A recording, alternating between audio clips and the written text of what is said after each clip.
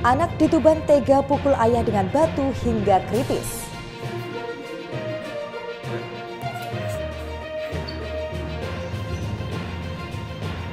Dua motor terlibat kecelakaan, korban terkapar di tengah jalan.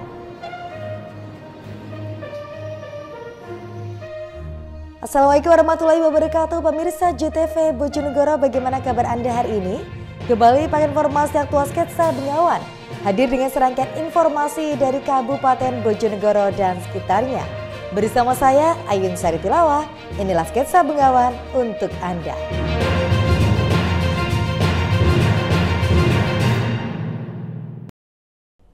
Pemirsa, kami awal informasi yang pertama.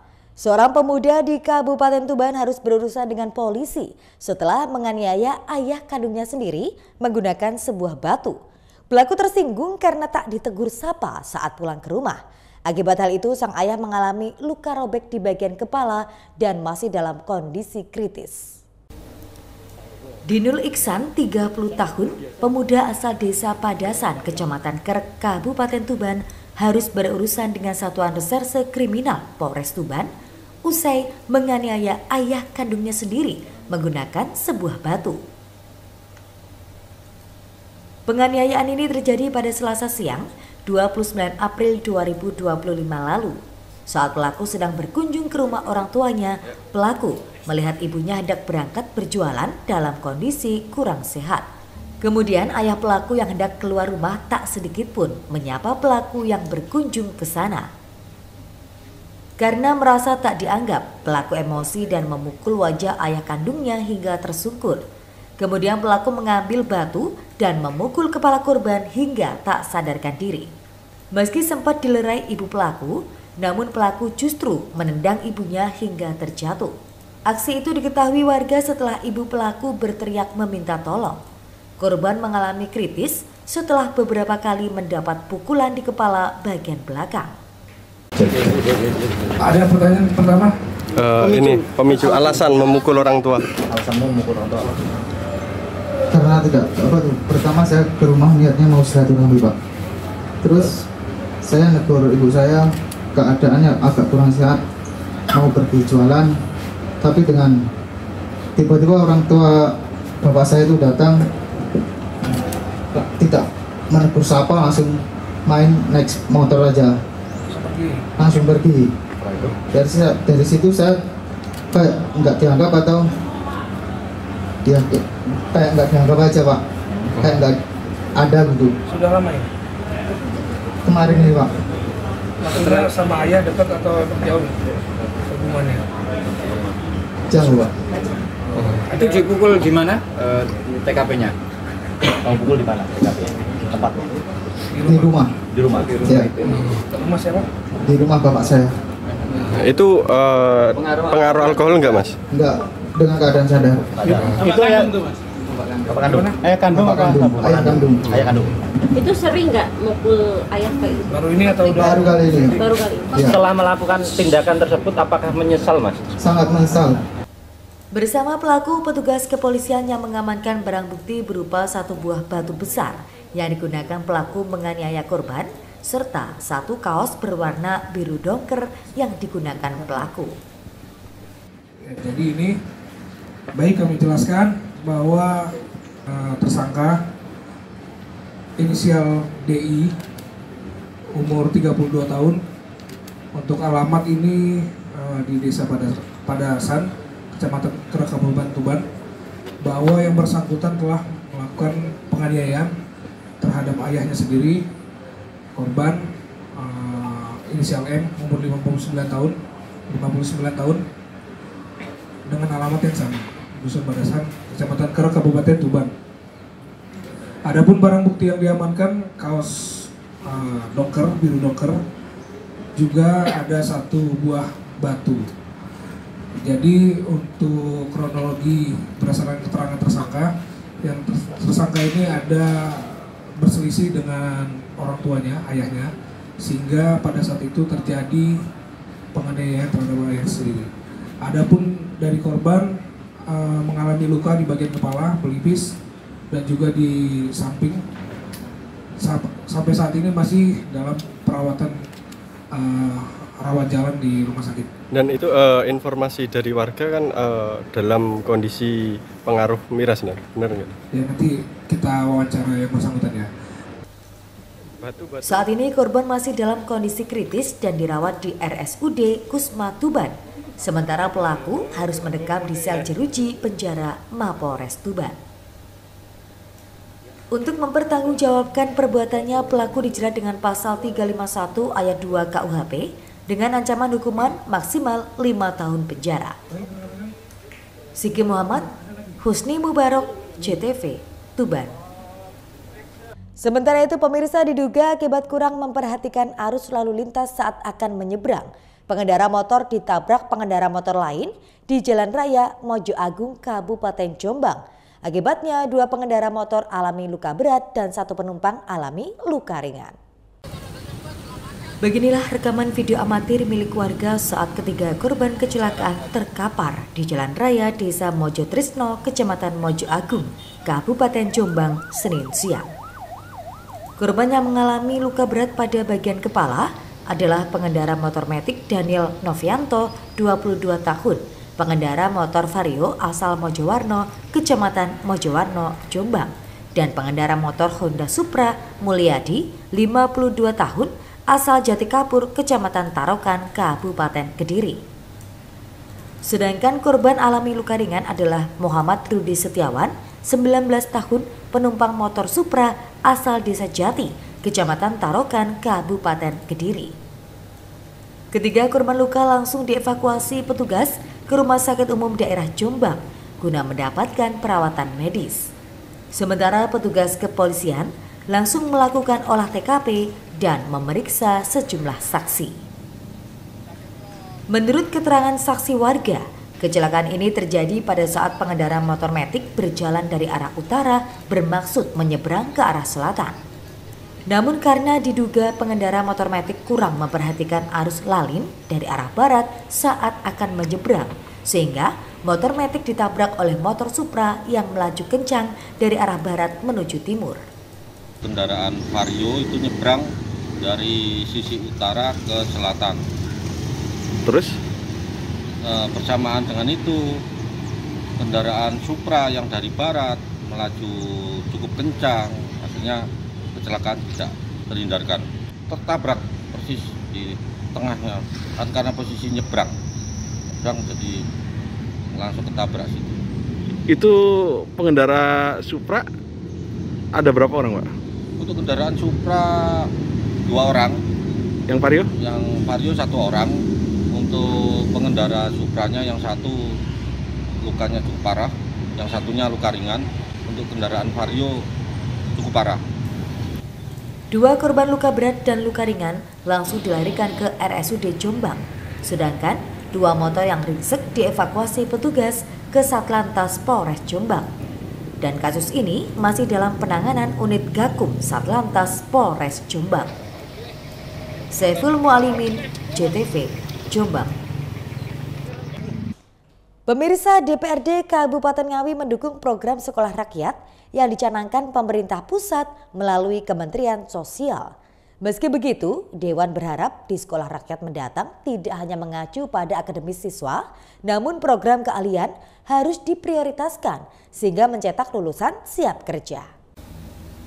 DPRD Kabupaten Ngawi mendukung program sekolah rakyat. Hal ini untuk memberikan pendidikan secara gratis bagi warga yang masuk dalam Data Tunggal Sosial Ekonomi Nasional (DTSEN). Ketua DPRD Ngawi, Yuwono Kartiko, menyatakan sangat mendukung program tersebut. Terlebih jika siswa nanti diambilkan dari warga miskin yang masuk dalam DTKS. Dilihat dari rencana yang menerapkan sistem boarding school atau asrama, maka akan lebih mudah dalam memberikan pendidikan dan pengawasan. Ia berharap sekolah rakyat nanti mampu mencetak siswa yang siap kerja dan berbagai program keahlian yang diajarkan, sehingga setelah lulus maka akan mendapatkan bekal keahlian untuk baik menciptakan lapangan pekerjaan ataupun bekerja sesuai bidang keahlian sehingga dapat segera membantu perekonomian keluarga. Yuwono menegaskan dalam mewujudkan itu maka koordinasi dan kolaborasi antara dinas terkait harus dikawal sehingga program pemerintah dapat dijalankan secara maksimal. Juga Sekolah Rakyat ini nanti menjadi suatu program yang terus berlanjut karena ini membutuhkan resources yang selain banyak, yang namanya program pendidikan kan harus terus berjenjang, berlanjut, dan di situ outputnya apa? Kesiapan tenaga kerja. Nah, saya berharap Sekolah Rakyat ini nanti bukan hanya sekedar euforia, bisa berjalan secara real dan melaksanakan kegiatan pengajaran sesuai dengan yang dibutuhkan oleh anak didik yang ada di situ. Kalau anak didik di situ itu memang dari kalangan para penerima DTKS, artinya mereka ini harus dicetak menjadi orang-orang yang siap kerja. Kalau toh ada anomali, ada mereka yang pinter, cerdas, lainnya ada perlakuan berbeda karena dia harus kita cetak untuk melanjutkan jenjang yang lebih tinggi. Tapi secara umum saya berharap Sekolah Rakyat ini bisa menyiapkan lulusannya menjadi lulusan yang siap kerja. Nah, ini bisa segera membantu perekonomian orang tuanya. Dan tentunya tidak bisa dinas sosial melakukan ini karena dia tidak bisa melakukan sendiri karena dia tidak memiliki pengajar-pengajar yang menguasai tentang ilmu pendidikan. Di situ ada unsur kognitifnya, psikomotoriknya, kemudian ada unsur afirmasinya. Seperti diberitakan sebelumnya, Pemkab Ngawi melalui Dinas Sosial setempat mengajukan lahan seluas 7,6 hektar yang ada di Desa Karangtengah Prandon, Kecamatan Ngawi sebagai lokasi sekolah rakyat. Lahan tersebut telah disampaikan nantinya akan dihibahkan pada Kementerian Sosial untuk pemenuhan bangunan sarana prasarana. Ito Wahyu, JTV, Ngawi. Pemirsa, jelang Idul Adha, harga sapi di Pasar Tuban mulai naik. Informasi selengkapnya dapat Anda ikuti sesaat lagi.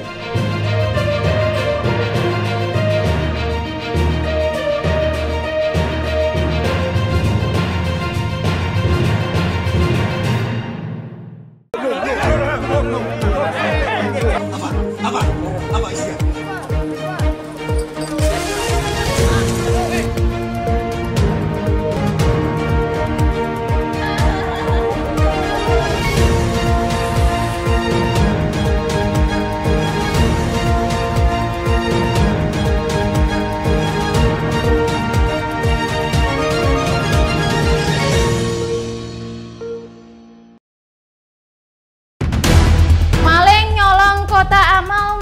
Masjid Jonegoro kerekam CCTV.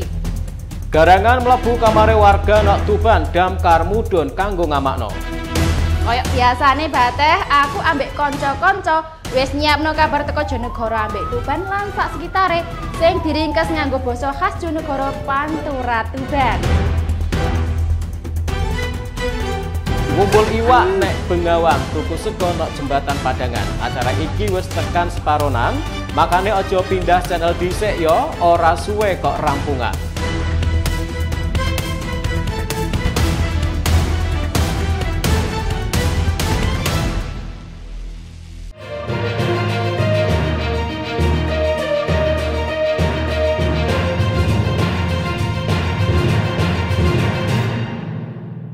Terima kasih pemirsa, Anda masih bersama kami. Menjelang Hari Raya Idul Adha, pasar hewan di Kabupaten Tuban mulai dipadati pembeli sapi kurban. Tak hanya dari warga lokal, pembeli juga datang dari berbagai daerah karena kualitas sapi di wilayah ini terkenal bagus. Peningkatan permintaan jelang Idul Adha juga memicu kenaikan harga sapi kurban. Suasana berbeda terlihat di pasar hewan di Desa Margomulyo, Kecamatan Kerek, Kabupaten Tuban, Senin pagi. Jelang Idul Adha, pasar ini diserbu pembeli hewan kurban terutama sapi. Setiap sudut pasar dipenuhi transaksi jual beli dan harga sapi pedaging mulai merangkak naik hingga 1 juta sampai 1,5 juta rupiah per ekor. Seperti tahun-tahun sebelumnya, pasar ini menjadi tujuan favorit pemburu sapi kurban. Menariknya, pembeli tak hanya berasal dari Tuban dan sekitarnya, namun juga dari berbagai daerah, mulai Jawa Tengah, Jawa Timur hingga Jawa Barat. Mereka rela datang jauh-jauh demi mendapatkan sapi berkualitas dengan harga bersaing. Sapi lokal Tuban memang terkenal dengan kualitas dagingnya yang baik. Sebagian besar sapi yang dibeli akan dijual kembali di daerah asal pembeli untuk memenuhi kebutuhan ibadah kurban. Transaksi juga dilakukan lebih awal untuk mendapatkan harga terbaik dan untung maksimal. Kurban Pak ya? Iya, kualitas bagus, top untuk persiapan kurban lebaran haji itu. Di sini nih jenis sapi apa saja Pak? Pegon, semental, Brahman, Pegon, PO itu ada semua. Pak, untuk sapi kurban sekarang harganya berapa Pak? Berkualitas Pak, macam-macam variasi dari yang sampai 20 juta sampai yang tertinggi itu ada. Yang tertinggi berapa Pak? Ya sekitar 40-30. 30 ya. Terus yang di sini biasanya sapi dari mana saja Pak? Ini daerah lokal, daerah Tuban sini Pak, Kabupaten Tuban, Bojonegoro, Babat itu dari sini. Dalam sepekan terakhir, sirkulasi penjualan sapi di pasar ini naik drastis hingga 80%. Dari yang semula 300 ekor per hari, kini menjadi 500 ekor. Permintaan tinggi otomatis mendorong harga ikut naik. Untuk mendapatkan sapi layak kurban, pembeli harus menyiapkan budget antara 19 juta hingga 26 juta rupiah per ekor. Namun proses tawar-menawar masih terbuka. Untuk harga sapi, untuk sapi daging, untuk menjelang Idul Adha ada peningkatan. Jadi antara kisaran 1 juta sampai 1,5 juta. Untuk sapi kualitas kurban sendiri di sini harganya berapa sih Pak? Untuk kualitas kurban di sini rata-rata itu untuk yang paling bawah sekitar 18-19, untuk yang mungkin yang besar itu 25 sampai 26-an yang dipotong, tidak ada yang terlalu besar. Itu jenisnya sapi apa saja? Simental, ada limusin, ada apa ya? Jawa Onggoli. Pak, yang dijual di sini sapi dari mana saja Pak? Yang dijual dari sini kebanyakan lokalan dari sini saja, jadi dari wilayah Kabupaten Tuban sini saja. Yang dari luar kabupaten ada yang dari Bojonegoro, ada dari Babat, Lamongan itu ada. Kalau pembeli sendiri datang dari mana saja Pak? Pembeli ada dari Cilacap juga ada, Banyumas juga ada, terus dari Tegal, dari Kudus. Dengan tingginya minat pembeli dan terbatasnya pasokan, harga sapi kurban di Pasar Hewan Tuban diperkirakan akan terus meningkat mendekati Hari Raya Idul Adha. Siki Muhammad, Husni Mubarok, JTV, Tuban. Sementara itu pemirsa, seekor ular piton besar masuk ruang tunggu kantor Dinas Perhubungan Kabupaten Tuban.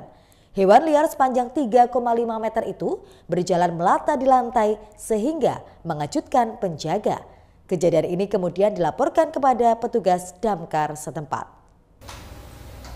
Petugas jaga malam kantor Dinas Perhubungan yang ada di Jalan Tengku Umar, Kabupaten Tuban dihebohkan dengan munculnya seekor ular berukuran besar Jumat dini hari.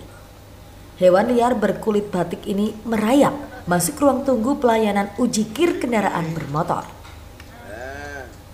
Keberadaan ular diketahui pertama kali oleh penjaga malam Abdul Latif yang sedang patroli. Khawatir hewan liar ini masuk ke ruang utama, Latif langsung meminta bantuan petugas pemadam kebakaran damkar setempat. Proses penangkapan ular jenis piton ini berlangsung cepat dan tanpa kendala. Petugas menangkap ular sepanjang 3,5 meter ini menggunakan tongkat penjepit khusus ular. Selanjutnya, ular dievakuasi menuju Mako Damkar Pemkab Tuban. Kabid Damkar Tuban Sutaji mengatakan ratusan ekor ular muncul di pemukiman warga dan area perkantoran selama 5 bulan terakhir. Berdasarkan data, sejak Januari sampai awal Mei 2025, Damkar Tuban telah menangkap sedikitnya 149 ekor ular. Mayoritas ular berjenis piton dan sebagian lainnya ular kobra.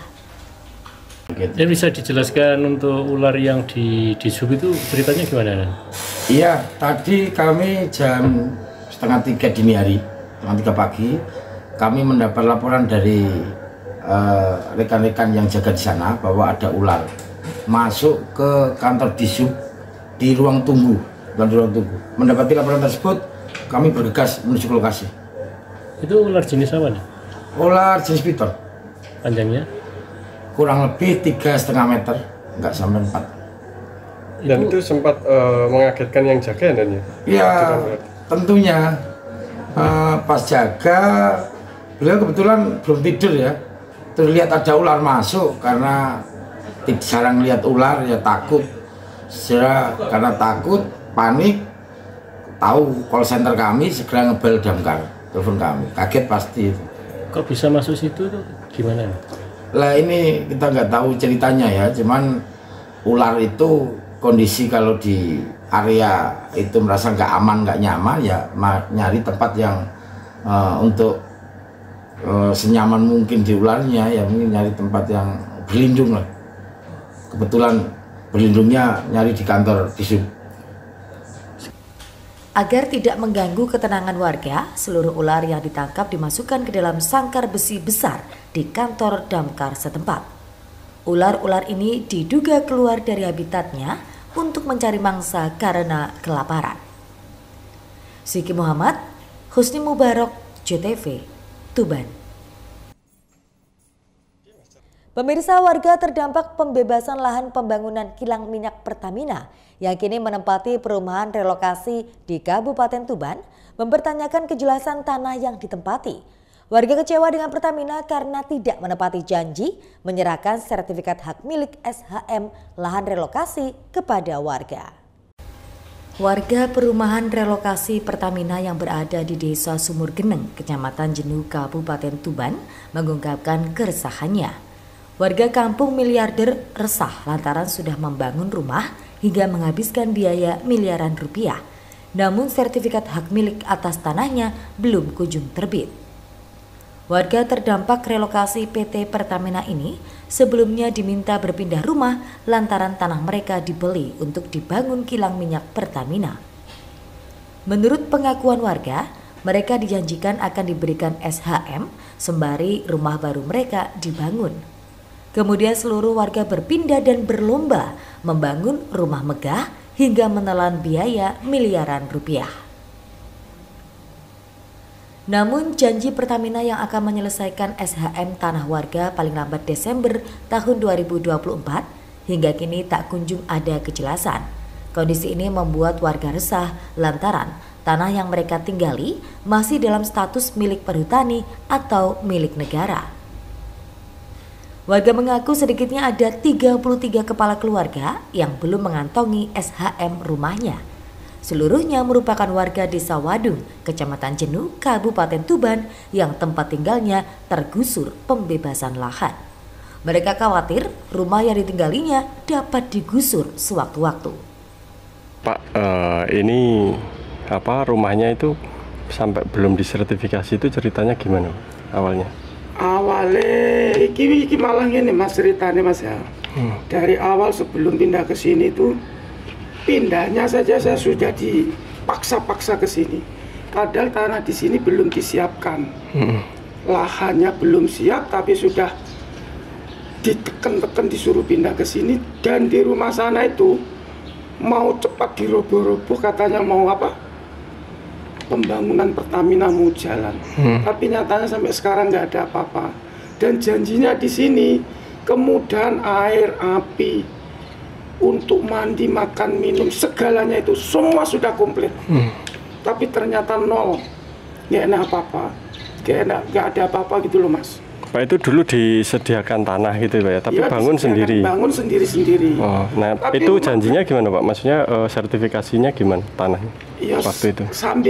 Sambil membangun rumah itu, Pertamina itu janjinya sambil mengurus sambil berjalan gitu loh Mas. Sama-sama beriringan loh. Jadi satunya itu bikin rumah, yang Pertaminanya ngurusi sertifikat katanya. Tapi sekali pertemuan itu ngomong begini, kedua begini, ketiga begini, sampai akhirnya 2024 ini dibagi surat ini Mas. Itu nggak ada apa-apanya, ini sampai 5 bulan molornya kayak pemain karet. Itu 2024 akhir sudah turun. Selama 4 tahun menempati perumahan relokasi, mengaku resah, takut dan bahkan stres. Selain membutuhkan kepastian hukum, beredar pula isu pihak Pertamina tidak akan menyerahkan SHM lahan relokasi kepada warga. Niki ndamel griya telas pinten, Mbah niki? Telas 3M. Telas 3M nggih. Nah, sakniki dereng wonten sertifikate niku pripun, Mbah rasane? Sakniki dereng wonten sertifikate niku nggih. Undi malih mungkin adi gungsur, malih kula wedi. Dek, ini digungsur malih nang terus panggon ning endi. Terus saiki yo njaluk piye buktine gak anu omonge. Jare pedigeno sertifikat cepet-cepet saiki kok ora ono. Jumpute, oh nggih. Mbah nah sing tiang nem-nem niki nggih merdamel napa mboten, Mbah niki? Sing wong nom saiki ya ora ono sing mergawe. Kluntang-kluntung golek penggawean ra nemu. Officer Aset Pertamina Persero Fatur Rahman membenarkan adanya keterlambatan penyelesaian kewajiban Pertamina. Harusnya mereka memberikan sertifikat hak milik lahan kepada warga Desember 2024.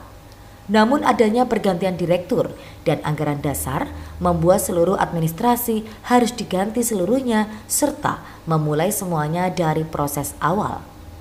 Pihak Pertamina berjanji akan menerbitkan SHM warga terdampak penggusuran pada awal bulan Februari atau awal Maret tahun 2026 mendatang. Terdampak dalam pembebasan lahan Tuban yang mana memang item utamanya itu lebih terkait penyelesaian kewajiban Pertamina untuk memberikan sertifikat ya, hak milik ke warga yang mana memang adanya keterlambatan dikarenakan adanya faktor internal maupun eksternal ya. Ada beberapa perubahan anggaran dasar, pergantian direktur sehingga surat kuasa juga harus dilakukan revisi, pembangunan administrasi juga akhirnya harus lakukan ulang sehingga memang proses submit dokumen itu baru dilakukan di akhir tahun lalu sehingga melewati dari masa yang dijanjikan ya yang sebelumnya diharapkan atau ditargetkan bersama di Desember 2024. Pada hari ini kita memberikan komitmen kepada warga bahwasanya dengan tatanan waktu yang sudah disampaikan Pertamina dan BPN juga melakukan koordinasi intensif untuk dapat menyelesaikan sertifikat hak milik warga relokasi secepat mungkin. Dalam kesempatan ini, pihak Pertamina juga menegaskan komitmennya untuk menyelesaikan kewajibannya. Bahkan BPN juga ikut langsung mengawal proses pengurusan sertifikat tersebut. Siki Muhammad, Husni Mubarak, JTV, Tuban. Informasi mengenai pemuda Pagerwesi olah jambu kristal dan belimbing jadi minuman segar akan kami hadirkan usai jeda pariwara. Kami segera kembali.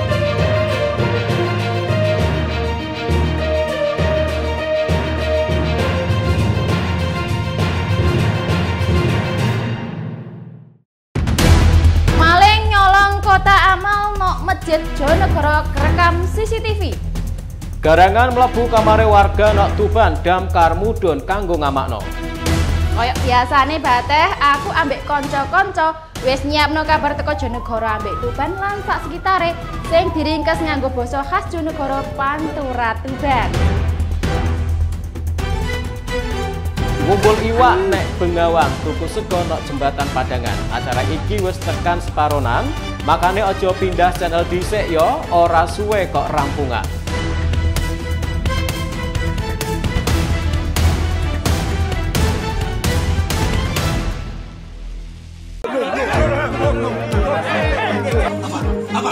Apa isinya?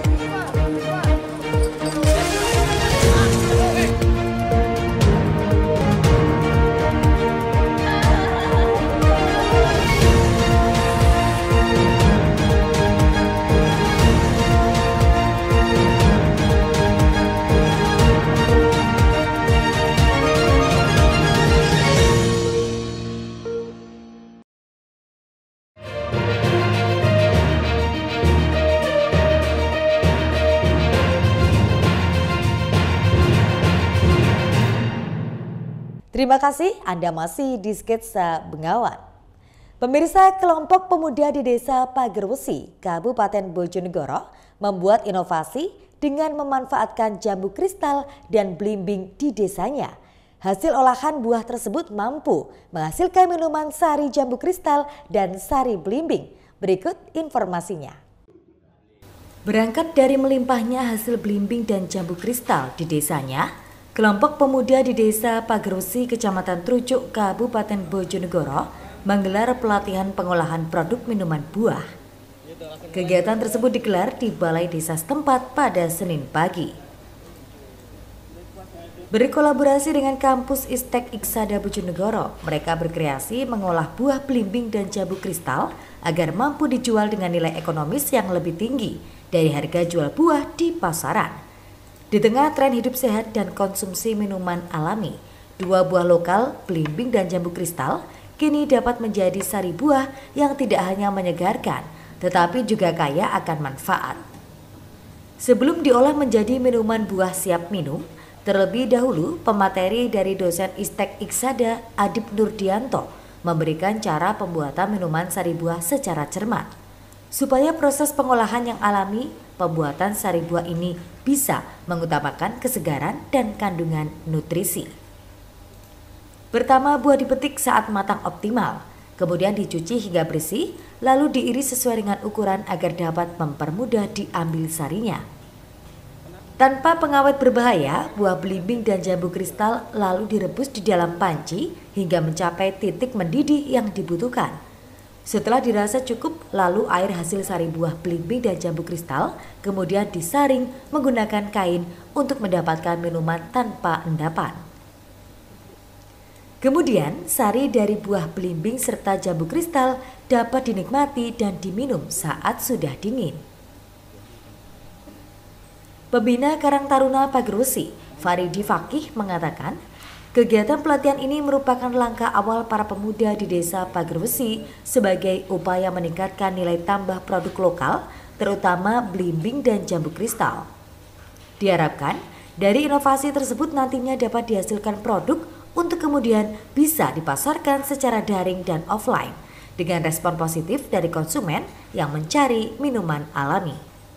Pelatihan peningkatan kapasitas pemuda Karang Taruna Desa Pagerwesi ini dalam rangka meningkatkan inovasi produk buah, ya khususnya buah jambu kristal dan juga buah belimbing, di mana 2 komoditas buah ini ditanam di Pagerwesi dan menjadi brand mark desa ini. Diharapkan dari pelatihan ini ada kemampuan teknis dan pengetahuan terkait dengan pengolahan dari produk buah tersebut. Edo Jadi Aldian, JTV, Bojonegoro. Sementara itu pemirsa, tradisi nyadran atau bersih desa terus dilestarikan di Kabupaten Nganjuk. Warga menggotong gunungan berisi buah-buahan hasil bumi yang kemudian diarak keliling desa serta diperebutkan sebagai bentuk rasa syukur atas hasil panen yang melimpah. Tradisi nyadran digelar warga di Desa Gejagan, Kecamatan Loceret, Kabupaten Nganjuk pada hari Senin. Ribuan warga tumpah ruah di halaman kantor desa untuk mengikuti tradisi yang digelar setahun sekali tersebut. Dalam kegiatan ini, warga membawa aneka macam hasil panen yang dibentuk seperti gunungan dan diarak keliling desa menuju lapangan desa setempat. Warga dengan mengenakan baju adat ini juga menampilkan berbagai seni Jawa seperti reog dan jaranan, juga aneka baju adat. Usai diarak, gunungan buah diperebutkan oleh warga. Menurut Luciana, warga setempat, ia mengikuti acara nyadran setahun sekali. Aneka sayuran dan buah-buahan hasil rebutan tersebut akan ia bawa pulang untuk dimasak dan dimakan bersama keluarga. Dapat apa? Sayuran. Dalam rangka apa Bu ini Bu? Nyadran. Perasaannya gimana Bu? Senang sekali. Senang sekali Bu ya. Sementara menurut Dedi Nawan, Kepala Desa Gejagan, bahwa acara nyadran sebagai bentuk rasa syukur pada Yang Maha Kuasa atas nikmat kesehatan dan hasil panen yang baik. Dan terima kasih terkait dengan panen yang kemarin bisa maksimal sebagai sedekah bumi kita, dan intinya adalah hari ini kita bersilaturahmi dan gotong royong di antara masyarakat desa Ngejakan. Jadi itu marwahnya yang kita mau support untuk kali ini sebagai nilai-nilai kearifan lokal. Alhamdulillah hampir sekitar 1.200-an yang tergabung dari 13 RT di Desa Ngejakan, dan juga ada support dari mulai TK, SD, dan lembaga-lembaga desa yang lainnya. Jadinya jadikan kita beri apa Pak? Kalau ini mesti tanggal 12 Selo, itu sebagai hari jadinya Desa Ngejakan. Jadi ini sebagai bentuk wujud syukur kita dan terima kasih kita pada cikal bakal Desa Ngejakan yang telah memperjuangkan Bapak Tanah Desa Ngejakan sehingga sampai hari ini bisa kita tempati dengan kondisi yang baik dan sehat walafiat seluruh warga desa kita. Acara tradisi itu diharapkan akan terus dilaksanakan sebagai upaya melestarikan budaya leluhur dan mempertahankan kearifan lokal. Ama Syarwani, CTV, Nganjuk. Pemirsa, berakhir sudah kebersamaan kita dalam sketsa Bengawan edisi kali ini. Jangan lupa follow akun sosial media kami sebagai berikut. Akhirnya mewakili kerabat kerja yang bertugas, saya pamit undur diri. Terima kasih dan sampai jumpa. Wassalamualaikum warahmatullahi wabarakatuh. Salam CTV Bojonegoro.